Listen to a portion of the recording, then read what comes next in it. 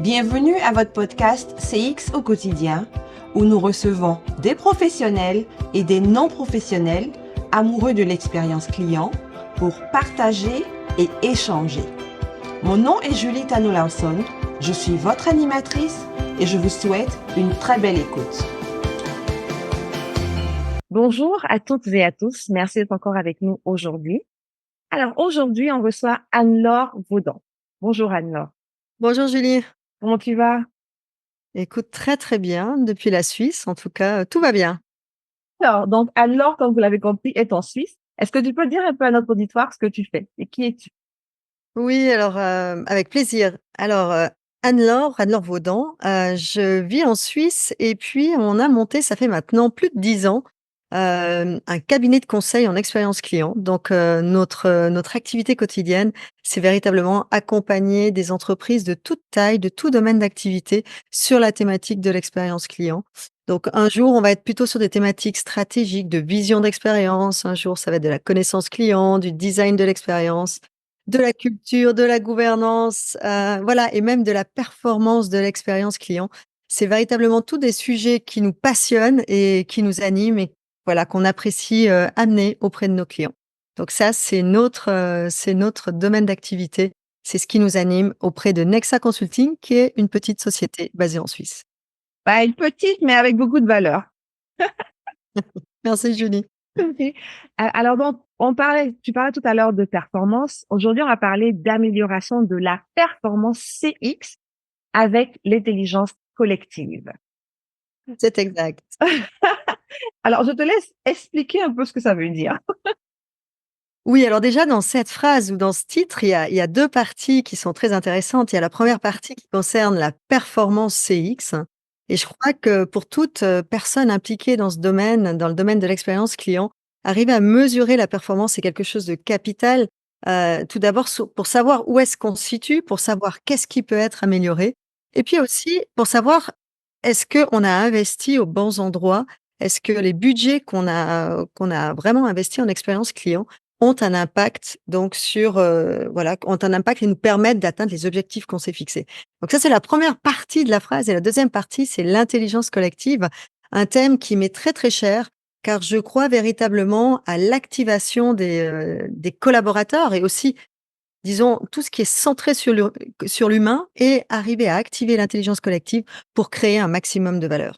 Parce qu'au final, si on veut être performant en expérience client, je pense qu'on doit arriver à créer de la valeur tant pour l'entreprise que pour les clients. Exactement, totalement. Alors, donc, comment, euh, ça part de quoi? Comment on commence à faire ça? Alors, alors comment est-ce qu'on commence? Ça, c'est une très bonne question parce que c'est une question qui revient très fréquemment. Comment est-ce qu'on commence? Je pense que la première chose à faire, c'est déjà vouloir mesurer la performance. Où est-ce qu'on se situe, par rapport à l'expérience qu'on propose à nos clients? Et typiquement, ça peut se faire avec un sondage. On entend beaucoup parler d'indicateurs tels que la satisfaction, le NPS qui correspond à la recommandation, l'effort à fournir pour interagir avec une entreprise. Donc voilà, ça commence souvent par un sondage et grâce aux résultats d'un tel sondage, on va sentir, on va voir, on va avoir des signaux qui nous disent que sur certains thèmes, on a un potentiel d'amélioration ou on a ce qu'on pourrait appeler un point critique. Mhm. Et une fois qu'on arrive à détecter ce point critique, c'est là que commence véritablement ce processus d'amélioration continue qu'on va devoir mettre en place euh, et qu'on va devoir donc co-créer, je dirais, avec les clients et puis l'entreprise. Alors, on a beaucoup réfléchi chez Nexa, comment est-ce qu'on pouvait créer un processus qui était relativement simple et surtout réplicable en entreprise. Parce Mhm. que très souvent, on nous demande d'intervenir en entreprise, mais avec un processus qui est relativement simple et qui ne prend pas des mois et des mois. Ouais. Et on s'est dit, ce que l'on peut essayer de faire, c'est de faire ce processus en des étapes qui sont relativement, clairement définies et qu'on peut Mhm. répliquer. Donc la 1re étape, une fois qu'on a fait le constat de ce qui devait être amélioré, c'est véritablement arriver à comprendre en détail, approfondir quelle est la problématique sur laquelle on doit travailler. Ça, c'est l'étape numéro 1. La deuxième étape, on va véritablement essayer de chercher des solutions quand on aura trouvé le défi qu'on doit relever. Mhm. Et puis la troisième étape, c'est véritablement définir, comme une sorte de roadmap, sur qu'est-ce qu'on doit mettre en place, qui doit le mettre en place, et puis quels sont les indicateurs qu'on doit suivre à nouveau pour savoir si on a fait les bons choix dans les solutions qu'on veut apporter. Et Ouais. pour ce faire, on utilise un outil qui est très connu chez tous les experts de l'expérience client, c'est le parcours client. Ouais. Et on va passer à travers un parcours client qu'on appelle actuel, qui va mettre justement en évidence ce qui fonctionne peut-être moins bien, vers un parcours client qu'on dira futur, idéal. C'est celui vers lequel on veut tendre. Et pour essayer de communiquer facilement en interne, on utilise ce parcours client futur ou idéal comme outil de communication. Ce parcours va faire office de roadmap et d'outil de communication pour vraiment aussi arriver à inculquer au niveau des collaborateurs que l'expérience client, elle utilise des outils tels que le parcours client. Mais ce parcours client, c'est pas de l'art pour l'art, c'est Ouais. aussi un outil qui peut être utilisé pour communiquer et puis pour tenir une sorte de roadmap. Donc voilà, dans les grandes lignes, les différentes étapes de ce processus d'amélioration qu'on utilise en 3 étapes, qui est le constat avec l'approfondissement de la problématique, ensuite l'idéation et puis la roadmap avec toutes les idées qu'on retient et où on intègre les notions d'indicateurs et de responsables pour l'implémentation. Alors, faisons une pause un peu sur le parcours client, OK? Et puis, explique-nous ce que ce n'est pas. Explique-nous ce que n'est pas le parcours client. Euh, Alors, le parcours client, c'est déjà pas des données qui volent, disons à droite et à gauche. Ce n'est pas un rapport qui fait 50 pages. C'est véritablement quelque chose de structuré et de structurant. Et c'est ça qui est appréciable sur un outil tel que le parcours client, parce que on a un cadre dans lequel on navigue. Et ce que l'on fait, c'est qu'on prend la connaissance client et on l'intègre dans ce cadre. Et c'est ça qui rend, au fait, ce parcours client utile et performant, j'aurais tendance à dire. Peut-être que juste encore une chose par rapport à ce parcours client, ce que ce n'est pas, c'est des données qui volent, mais néanmoins, un parcours client s'appuie sur des données. Voilà. C'est-à-dire, si on veut vraiment être percutant et utiliser cet outil, on doit s'appuyer sur de la donnée client. On peut très bien imaginer de faire des proto-parcours, donc c'est-à-dire des parcours qui ne s'appuient pas sur de la véritable donnée qualifiée au niveau des clients, mais il est toujours préférable de s'appuyer sur de la donnée qualifiée. Et au fait, c'est comme on dit, c'est une cartographie, c'est-à-dire qu'on illustre la connaissance client. Ok. Donc voilà, ce n'est pas des données qui volent, ce sont des données qui sont structurées dans un cadre qui permet d'illustrer, en fait, la connaissance que l'on a de nos clients. Et est-ce qu'on peut dire aussi à ce moment-là que ces données-là, elles viennent aussi de la voix de nos clients, vu que ce sont des données clients? Alors définitivement, en fait, c'est comme je l'ai dit avant, hein, on débute par, un sondage qui va nous dire: «Ah, là, on sent qu'il y a un signal ou peut-être on a une insatisfaction». De là, on va approfondir typiquement ce signal, ce point qu'on pourrait identifier comme irritant et là, on va s'appuyer sur la voix des clients et de notions quantitatives, rattachées à des indicateurs, on vient à des notions de recherche qualitative où on va aller chercher véritablement la voix du client et pour avoir cette voix du client, on a une quantité de données déjà en interne, des données, des feedbacks de clients qui sont sollicités ou non sollicités, typiquement les réseaux sociaux. On a beaucoup d'informations aussi dans les outils, dans les CRM qui se trouvent en interne et puis aussi, on peut vraiment monter et mettre sur pied une recherche client qualitative sur ce thème spécifiquement et là, j'aimerais vraiment dédramatiser parce que, très souvent, je rentre en entreprise et on a l'impression que de faire de la recherche auprès de nos clients, c'est énormément de travail et on n'ose pas le faire. Soit c'est beaucoup de travail, soit on n'ose pas le faire. Je m'explique, Mmh. c'est beaucoup de travail parce que, il faut préparer un fil rouge, il faut prendre des rendez-vous. Oui, effectivement, c'est le cas, mais on peut très bien faire typiquement un fil rouge qui est simplifié pour que chaque collaborateur puisse le faire à l'aide d'un petit coaching parce que c'est tellement riche d'aller rencontrer les clients.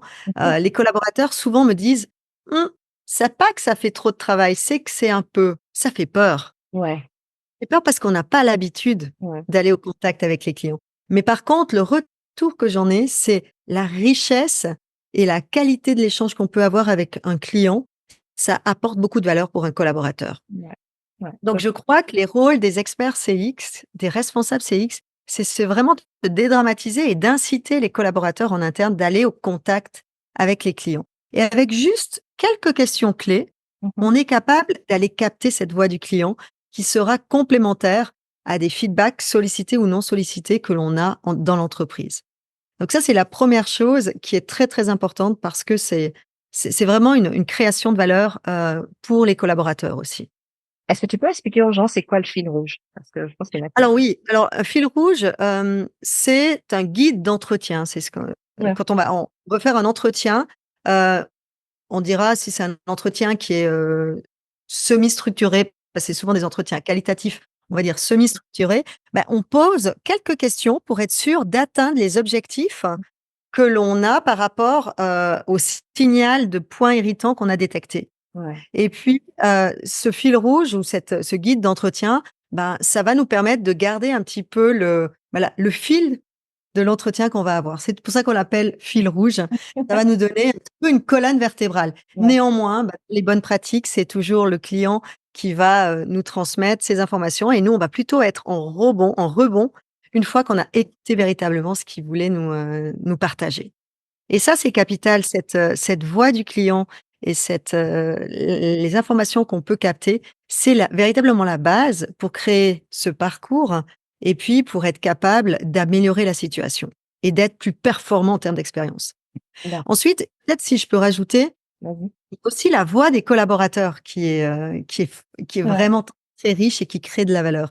Quand je vous ai dit en intelligence collective, il faut qu'on arrive à mettre aussi nos collaborateurs au centre de l'attention et puis du processus d'amélioration. Et plus on va les intégrer rapidement dans la réflexion, je pense que plus les résultats seront intéressants, vont créer de la valeur dans l'entreprise et surtout, l'acceptation sera d'autant plus facile. Donc, c'est-à-dire que quand nous, on monte ce processus, dès le début, on va leur demander ce qu'ils en pensent sur cette thématique Mhm. et quels sont les retours, qu'est-ce qu'ils entendent des clients sur cette thématique.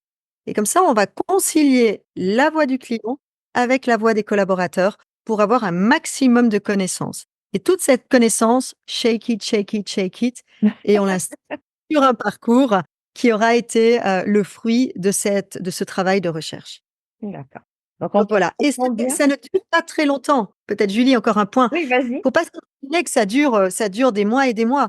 Je pense que si on travaille de manière agile et très pragmatique, ça peut aller assez vite pour monter cette première étape. Ouais. Non seulement ça crée la connaissance du client, ça crée aussi l'engagement des collaborateurs, d'après ce que tu dis. Parfaitement, tout à fait, et surtout on anticipe la suite parce que si on veut un changement dans l'entreprise, il faut qu'ils acceptent. Donc s'ils sont partie prenante Voilà. et qu'on stimule leur intelligence et qu'on arrive à les activer en amont du processus d'amélioration continue, mais ce sera nos ambassadeurs le jour où on veut mettre en place une nouvelle expérience ou qu'on veut corriger une expérience existante. Donc on a tout intérêt à les intégrer le plus vite possible dans le processus. Parce que ça facilite la gestion du changement. On les Définitivement. intègre dès le départ. Alors, je crois que ça fait maintenant 10 ans que j'accompagne les entreprises et je crois que l'expérience client s'intègre de plus en plus dans une démarche de changement Ouais. et de change management, la gestion du changement, parce Ouais. que on peut installer toutes les mesures d'amélioration que l'on souhaite, mais si les collaborateurs ne portent pas l'expérience, Oui. malheureusement, le client ne ressentira pas l'expérience que l'on souhaite lui offrir. Parfait. Totalement. Je suis toujours en accord avec toi, n'est-ce pas? Alors, donc tu as Donc, parlé. à la fin de cette première étape, Julie, on a donc ce parcours. Comme on a dit, on a défini un parcours et très clairement, on arrive à voir, on a fait une sorte de deep dive par rapport au signal qu'on avait et on sait ce qui se passe au niveau des points irritants et peut-être qu'on en aura découvert 2 ou 3 qui sont, très spécifiques à la situation qu'on analyse. Parce que souvent, on n'analyse pas un parcours global, mais on va prendre une phase du parcours, par exemple, je sais pas, l'onboarding. Ouais. La première phase, les premières utilisations, d'un produit ou d'un service. Et puis on va vraiment faire un focus sur cette phase-là et se rendre compte, peut-être les 2 ou 3 points qui ne fonctionnent pas. Alors, ce qu'il Donc faut rappeler à ce moment-là, c'est que pour faire le parcours, il faut avoir un objectif précis. Pas juste faire un parcours pour faire un parcours. On alors veut normalement, vérifier. Oui, vas-y. tout à fait, il faut un parcours, il faut un objectif, soit on définit qu'on fait un parcours global, soit on définit un objectif avec un cas d'usage, avec où est-ce qu'on débute, où est-ce qu'on finit et puis idéalement ou en tout cas normalement dans les bonnes pratiques, il nous faut un persona. Pour qui, quel type de profil on veut faire ce parcours? Parce que si on fait sur un type de persona ou un autre type, par exemple, les points de contact, les canaux Ouais. qu'on va utiliser vont changer. Ouais. Et donc, c'est pour ça qu'on doit définir un cadre qui est véritablement quel est le cas qu'on analyse et pour quelle typologie de clients est-ce qu'on veut faire ce parcours. Parfait. Alors donc là, on a fait notre parcours. La prochaine étape, c'est quoi? Une fois qu'on a terminé notre parcours, on sait quels sont les défis qu'on doit relever. Mhm. Puisqu'on va regarder dans cette fameuse ligne qui s'appelle les points irritants, ou l'expérience, on se rend compte où on a peut-être un client qui est plus insatisfait et qui va nous dire qu'est-ce qui a bloqué, puisque dans la recherche que l'on a faite, dans l'approfondissement, il nous l'aura dit. Donc, on va définir un défi. Et puis là, dans peut-être que voilà, dans les méthodes de design thinking, il y a un outil que j'apprécie tout particulièrement qui s'appelle la question comment pourrions-nous? Mhm. Et ça, j'encourage beaucoup les entreprises parce que quand on a des points irritants, on est très orienté sur du négatif. Alors que nous, on veut trouver des solutions. Mm. Donc, on a tout intérêt à transformer un point négatif en un défi positif tourné sous forme de question. Parce qu'il est tellement plus simple de répondre à une question que de tourner autour d'un point négatif. Ouais. Si on prend un exemple qui est manque de transparence, qui pourrait être un point irritant, ben, si on le tourne plutôt dans une phrase, comment pourrions-nous renforcer la transparence, blablabla, pour une typologie de clients? Ouais. La réponse qu'on peut y apporter est souvent plus simple que si on essaye de se concentrer sur un aspect négatif. Ouais. Donc, j'encourage vraiment toutes les entreprises, quand elles ont détecté un point irritant ou un point critique, de vraiment transformer cela en point positif. Parfait. Donc, si on regarde ce parcours, on va définir 1, 2, 3. En règle générale, si on travaille déjà sur 3 points, 3 défis, c'est déjà beaucoup. Mhm. Et puis, sur ces 3 défis, on va créer vraiment maintenant des ateliers d'intelligence collective pour essayer de trouver les solutions. Et là, on va se baser sur des méthodologies d'idéation. Et là, les techniques, on va vraiment utiliser différentes techniques. Peut-être vous avez déjà entendu parler de la méthode du 6-3-5, qui est un exercice de brainwriting. Et j'insiste souvent aussi dans les entreprises sur la notion du brainwriting, qui est souvent beaucoup plus performant que le brainstorming, dans la mesure où les voix les plus faibles Donc, ont pas entendre. voilà, elles se font entendre, exactement. Et c'est très important quand on travaille en intelligence collective que chaque voix compte et que même des personnes qui ont, peut-être qui sont plus timides puissent s'exprimer librement. Et donc le 6-3-5 utilise la méthode d'intelligence collective et le rebond, qui sont 2 éléments importants pour arriver à générer un maximum d'idées. Ouais. Donc ça, c'est un outil qui est très, très performant. Il y a un autre outil qu'on peut faire en amont de la phase d'idéation et de ces techniques de brainwriting ou bien en tout cas de génération d'idées, c'est l'analyse des causes. Parce que l'analyse des causes va aussi nous donner des explications sur un point irritant. Ouais. Alors, je ne vais pas aller dans les détails, mais typiquement, le service blueprint, j'encourage beaucoup de monde à creuser aussi le service blueprint, qui relie au fait la perspective du client avec voilà les évidences pour le client sur quels sont les canaux, quelles sont les évidences qu'il a, et puis qu'est-ce qui se passe en interne, en termes de processus, en termes d'outils, en termes de collaborateurs qui interagissent. Et quand on analyse aussi ce qui se passe dans les coulisses, parfois on découvre qu'il y a des points bloquants qui ont un impact direct sur l'expérience d'un client. Et en analysant ces causes, parfois on arrive à débloquer des situations et améliorer la situation très facilement avec des quick wins, sans forcément mettre en place des gros projets. Ouais. Donc, j'encourage aussi, avant de débuter cette phase d'idéation avec des multiples techniques de brainwriting et ainsi de suite, d'analogie, voilà, il y a plein d'idées et là, vous allez trouver sur Internet de grandes sources d'inspiration et des outils qui peuvent être utilisés. Mais en amont, réfléchissez aux causes.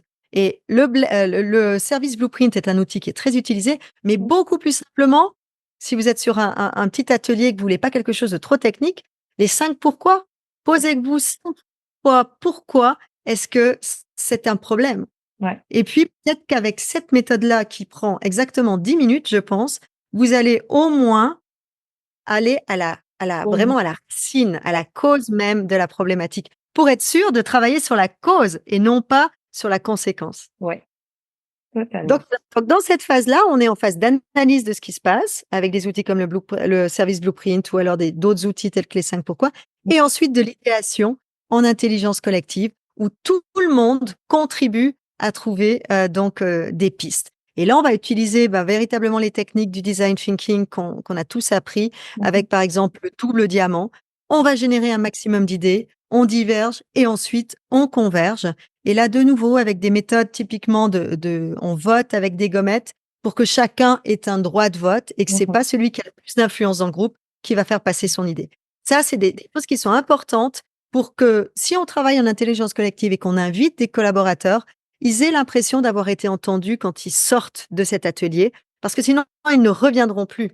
Oui. Donc, l'intelligence collective, c'est très intéressant, c'est très performant comme outil, mais il faut que ça soit structuré de manière, on va dire, correcte et adéquate pour que les gens se sentent à l'aise dans ce cadre. Super. Voilà. Alors, une fois qu'on a commencé notre idéation, là, tu parlais tout à l'heure aussi oups, 2 secondes. Tu parlais tout à l'heure de mesures, de Oui. KPI.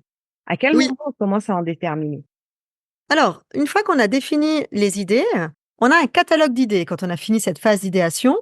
Et là, on connaît à peu près la désirabilité de ces idées, puisqu'on s'est basé sur ce que nous ont dit les clients. Ouais. Donc, on plug ces idées par rapport à leur désirabilité. Mais comme on sait très bien dans l'expérience client, il y a quand même d'autres aspects. Il y a la faisabilité, il y a la viabilité. Et aujourd'hui, j'ai aussi envie de dire, il y a la durabilité, qui sont des dimensions supplémentaires que l'on doit prendre en considération. Donc, on doit passer par une phase d'analyse des idées, des principales idées qu'on aura déjà priorisées un petit peu avec l'équipe de projet et avec les personnes qui ont participé à ces ateliers. Et là, on va devoir passer par cette phase d'analyse. Et une fois que cette analyse est terminée, il en ressort, alors là, typiquement dans cette phase d'analyse, en toute franchise, nous, on utilise des fichiers Excel. OK. Où on a des scores pour chacune des dimensions. Et la désirabilité, c'est un axe très, très important, c'est-à-dire quel est l'impact qu'on a sur le client. Et là, c'est un axe qu'on va avoir sur notre matrice. Et puis, quel est l'impact que ça aura sur l'entreprise. Et là, on va parler plutôt d'impact en termes, ou bien quel est l'effort qu'il va falloir fournir pour arriver à délivrer tout ça. Et vous imaginez qu'au final, si on fait une matrice en 2 axes, on va avoir une matrice impact-effort et ça va nous permettre de savoir quels sont les projets majeurs et quels sont les quick wins qu'on peut implémenter. Rapidement. Et de là, une fois qu'on a terminé cette phase-là, on peut créer ce qu'on appelle le parcours futur qui va correspondre à notre roadmap. Ouais. Et là, on retrouve nos collaborateurs qui ont fait cet atelier d'idéation, puis on va leur dire, voilà, on a fait cette analyse. Et quand on a fait l'analyse, on s'est rendu compte que les idées que vous avez eues, il y en avait certaines qu'on pouvait considérer comme des quick wins, et il y en avait d'autres qu'on considérait plutôt comme des projets majeurs. Et maintenant, à nous de positionner les idées et ces projets dans le parcours futur. Et on redessine un parcours idéal. Et dans ce parcours idéal, on va changer un tout petit peu les lignes que l'on va avoir dans le parcours. Et tout en haut, on va commencer par exprimer quelle est l'ambition qu'on a en termes d'expérience. C'est-à-dire qu'est-ce qu'on veut proposer à nos clients comme expérience. Et là, typiquement, sur chaque étape du parcours, on va mettre des mots-clés. La simplicité, la personnalisation, la transparence. Et puis ensuite, les idées qu'on va mettre en dessous dans les différentes étapes, elles doivent soutenir les grands mots-clés qu'on aura définis comme ce qu'on veut livrer comme expérience sur cette thématique, sur ce cadre, à nos clients. Donc ça, c'est la première ligne. Ensuite, on va retrouver les canaux, bien évidemment. Et puis ensuite, les actions que doivent réaliser le client sur quel canal. Et ensuite, on va avoir donc quelles sont les actions que nous, en tant qu'entreprise, on doit mettre en place à court terme, à moyen terme et à long terme. Et court terme, moyen terme, long terme, on va s'appuyer sur la matrice qu'on a fait en amont pour injecter les idées sur la bonne ligne. Une fois qu'on a défini ce court terme, moyen terme, long terme, on a une ligne supplémentaire qui s'appelle « Qui est responsable ?» Et on va définir sur chacune de ces actions le responsable en interne ou les co-responsables des différentes actions à mener. Et la dernière ligne qu'on va ajouter, ce sont les indicateurs. Et on va indiquer quels sont les indicateurs au minimum par étape que l'on va suivre pour se rendre compte de la performance des mesures correctives ou des nouvelles expériences qu'on a créées. Donc voilà comment on revient sur ces indicateurs.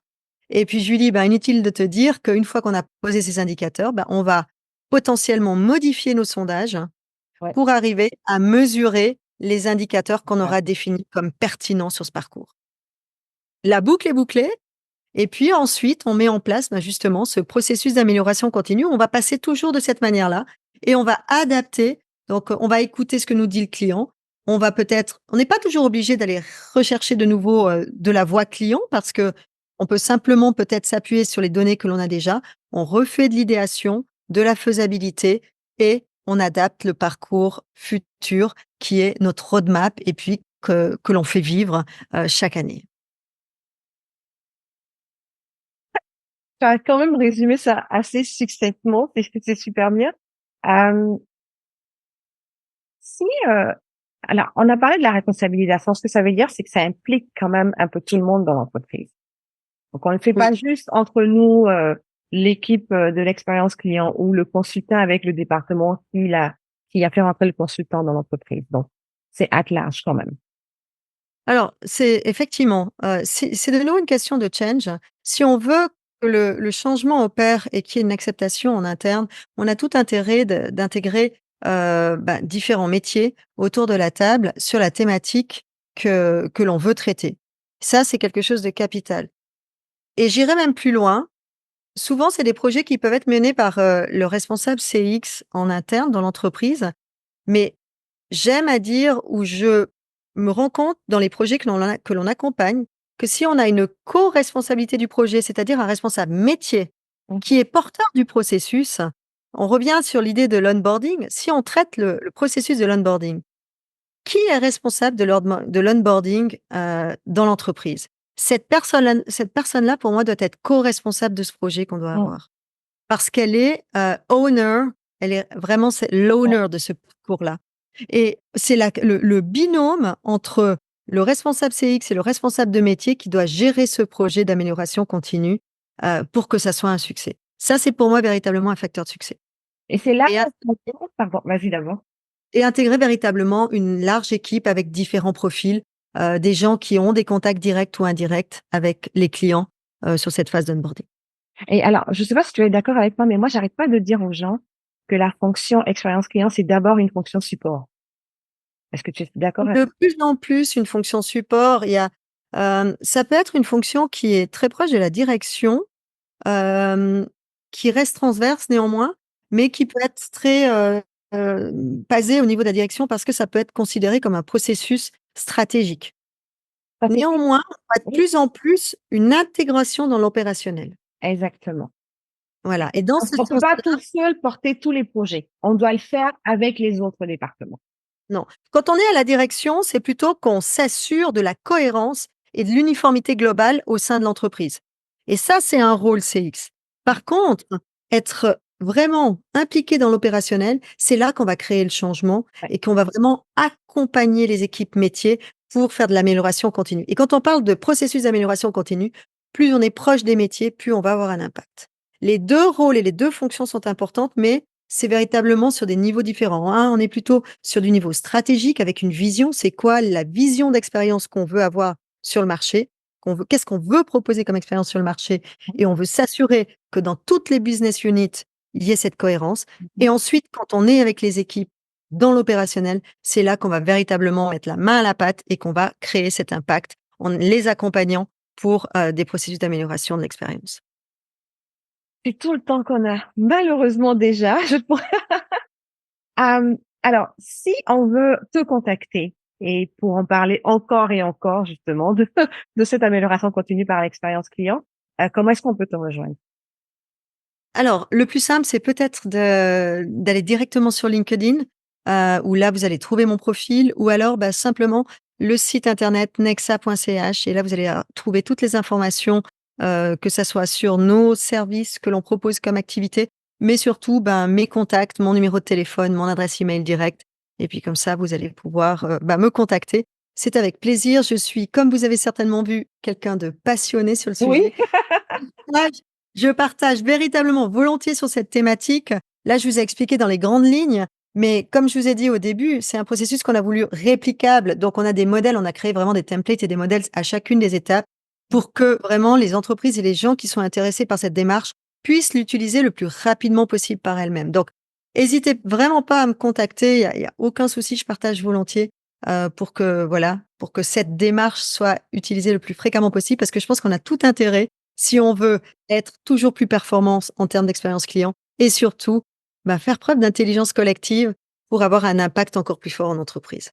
On mettra les coordonnées de Nexa et de LinkedIn, le lien LinkedIn d'Anne-Laure dans le descriptif du podcast. Merci Anne-Laure. Qu'encore une fois, comme toujours, c'est toujours passionnant de parler avec toi. Merci encore d'accepter nos invitations chaque fois qu'on les fait. Mais merci à toi, Julie. Alors, à vous toutes et à vous tous, je dis à la prochaine.